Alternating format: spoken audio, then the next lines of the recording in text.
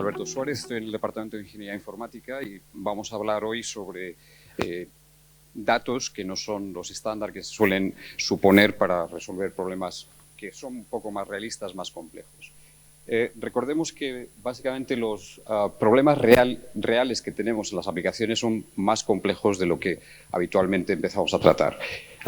Siguiendo un poco la aproximación que tenemos en ciencias naturales, lo que hacemos primero es simplificar el problema y representarlo de la forma que podamos, intentar aplicar técnicas sencillas, primero lineales, y después pues vamos complicando nuestros modelos. Y ya estamos en un momento en donde las técnicas estándar que han sido desarrolladas durante los últimos, pongamos que 50 años, están siendo insuficientes para capturar la complejidad de estos problemas. Entonces, recordemos un poco qué elementos hacen difícil el problema de tomar decisiones y de realizar control en sistemas reales. Por una parte, los problemas suelen ser complejos, hay muchos factores, algunos de los cuales los tenemos bien identificados, otros que tenemos que descubrir.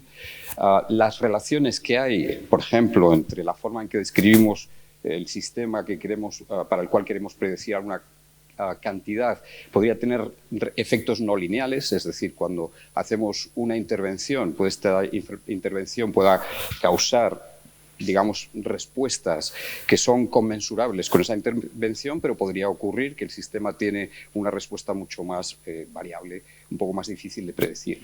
Y también los conceptos o los sistemas cambian con el tiempo.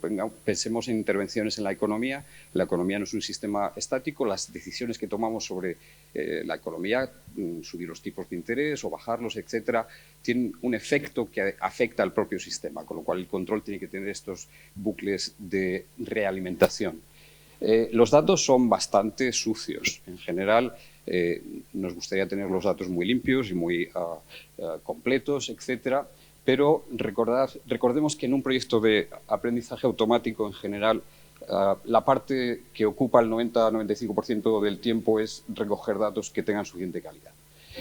Además, no solo por la dificultad de, en una organización, conseguir que todo el mundo me proporcione los datos en un formato que pueda yo tratar, también estos están incompletos, a veces tienen ruido y a veces son excesivos, por lo cual es difícil de manejarlos, pero a veces también son son bastante escasos. Y recordemos, por ejemplo, los tratamientos que tenemos asociados a cáncer. Recordemos que los cánceres más inhabituales, que son quizás los más difíciles de tratar, son igual 30-40 pacientes los que tenemos en el estudio. Podemos medir muchas cosas, tenemos un mapa genético completo, pero los individuos que tenemos son muy escasos. Entonces tenemos que abordar problemas mucho más complicados. También se ha hablado aquí ya de los modelos, la importancia de que podamos tener modelos que sean interpretables, que no tengan sesgos, y que podamos utilizarlo, por ejemplo, para explicar por qué nuestro sistema es preferible a otro. Hoy me voy a centrar, aunque hemos tratado todos estos temas en el grupo de aprendizaje automático al que pertenece también Daniel, vamos a centrarnos en datos que son menos aburridos que los habituales. Por alguna razón la tabla está saliendo más grande, pero bueno, tenemos una idea de lo que está pasando aquí. La primera forma de abordar el problema es transformarlo en algo que nos gusta. Entonces, aquí lo que hemos hecho es un problema de concesión de créditos, transformarlo en una serie de columnas en donde estamos midiendo distintas cantidades que caracterizan a los potenciales clientes. Fijaos que la tabla está en gris, una tabla muy aburrida, porque realmente los datos los estamos forzando a que sean aburridos.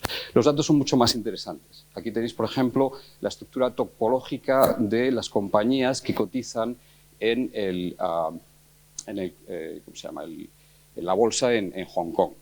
Entonces, lo que me gustaría a mí es aprender a partir de estos grafos. Por ejemplo, si estamos viendo básicamente una red de relaciones importante, hay ciertos nodos en estos grafos, los nodos representan compañías, de acuerdo, que tienen una cierta interacción particular.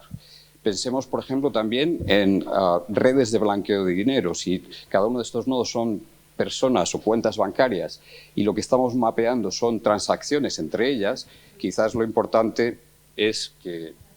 Sí, disculpa que me... Bastante, ¿qué ha pasado? Bueno, están por aquí.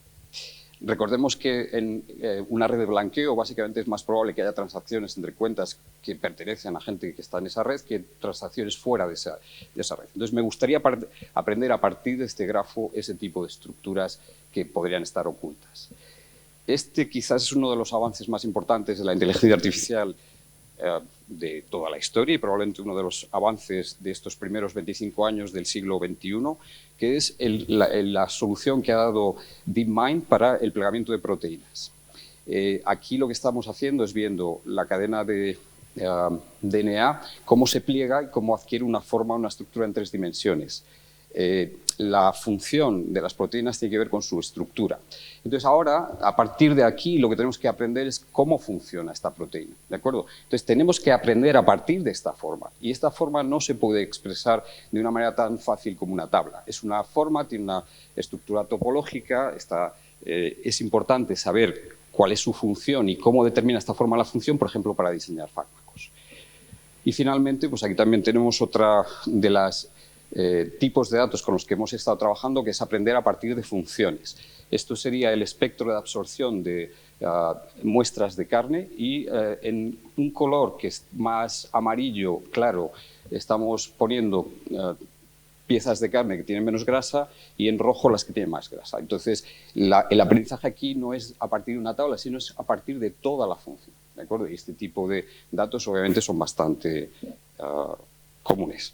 Me voy a desplazar un poquito, simplemente para mostrar la herramienta que hemos estado desarrollando para aprender a partir de estos datos. ¿De acuerdo? Se llama Scikit-FDA, es una herramienta que está escrita en Python, pertenece al ecosistema SciPy, que son todas las herramientas científicas de Python, por ejemplo Scikit-learn, que es la famosa. Pues bueno, esto podríais pensarlo como un complemento a Scikit-learn, en donde los datos ahora no son vectores, que es la forma simple, sino funciones. Y creo que me he pasado. Muchísimas gracias.